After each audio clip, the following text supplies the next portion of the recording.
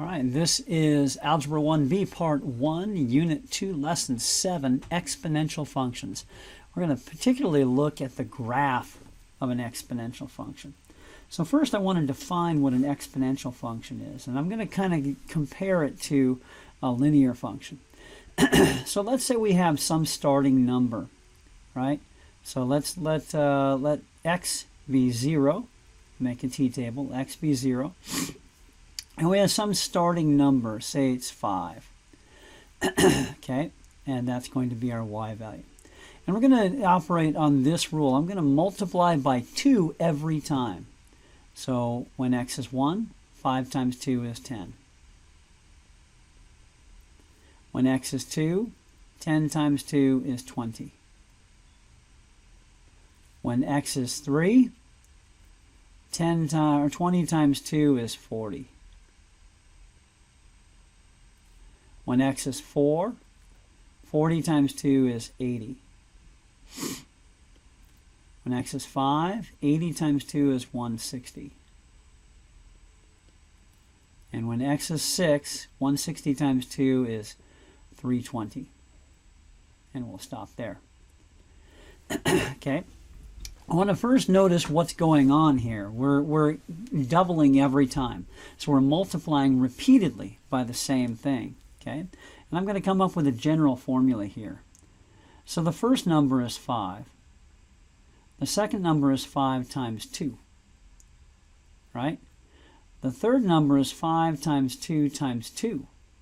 Every time you multiply the previous one by 2. The third number is 5 times 2 times 2 times 2. The fourth number is 5 times 2 times 2 times 2 times 2. And the fifth number is 5 times 2 times 2 times 2 times 2 times 2. And the sixth number is 5 times 2 times 2 times 2 times 2 times 2 times 2. Woo! All right. But there's got to be a way to shorten this. All right? And there is. This is 5 times 2 to the 6th power. This is 5 times 2 to the 5th power. There are 5 2's. This is 5 times 2 to the 4th power. This is 5 times 2 to the 3rd power. This is 5 times 2 to the 2nd power. And this is 5 times 2 to the 1st power. And what's not obvious, but it does work out, this is 5 times 2 to the 0 power. 6, 5, 4, 3, 2, 1, 0. So if I let this go all the way down to x, all the way down to x, so and I generalize this, this is going to be 5 times 2 to the x power. Okay? And this is our rule. Y equals 5 times 2 to the x power. Okay? And so let's look at it in general. In general, the formula is y equals a b to the x. A is known as the start value, and that's right here, A. B is known as the base, or the multiplier, and the base is what we multiply by every time, what we multiply by every time. Okay? And x is the power, or the exponent, and the whole thing together is a power. Let's look at this on the Desmos graph. Desmos graph. Okay? So the hallmark here is that it is multiplying repeatedly by the same thing. Okay, so let's do y equals 5 times 2 to the x. Okay, and we're just going to look at the graph here for a little bit. Notice what it does here. It goes through the x-axis, or the y-axis, at 0, 5. There's my start value. So the start value is also called the y-intercept. Goes through at 5. Okay? And then it doubles every time from there. So when I go over 1, it goes up to 10. 1, 10. When I go up to over 2,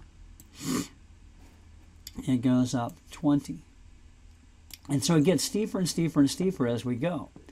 Now as we go the other direction, we're dividing by 2. So 5 divided by 2, when I go to negative 1, is 2.5. Or 1, yeah, actually, negative 1. 2.5.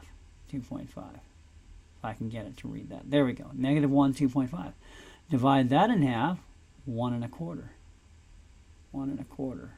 1.25. There we go. And divide that in half. That's what, 0.68 or 625. 0.625. Yep. So it's halving going left. And so notice it's kind of like a ski jump. Okay. Now, if I change the sign on the x to a negative, it flips it around so that it's coming down and going off to the right. So when the exponents are negative, it flips it over. Okay?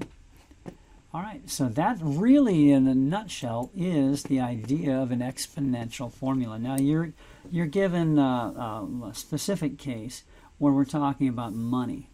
And there's this formula, principal equals the amount in the account times 1 plus the interest rate to the number of compounding periods t, right? This is the same thing. There's my start value. Here's my multiplying base, okay? So let's say I have $1,000. And I have an interest rate of 4%, okay?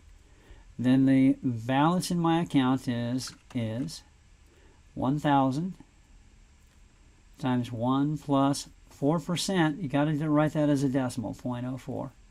1 plus 0.04 to the power of t. Okay. Now, of course, Desmos doesn't know what to do with p and t, so we use y and x.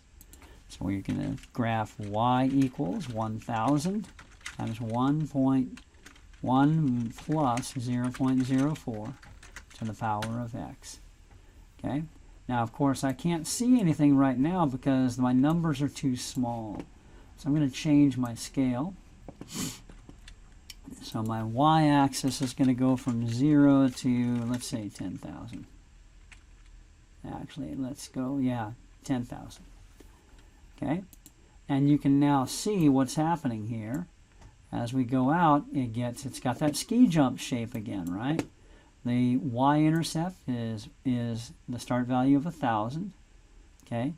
And it goes up 4% more every year. Every year it goes up 4%. Okay, and that's the power of interest when you have a savings account or a credit card account. All right, so hopefully that helps.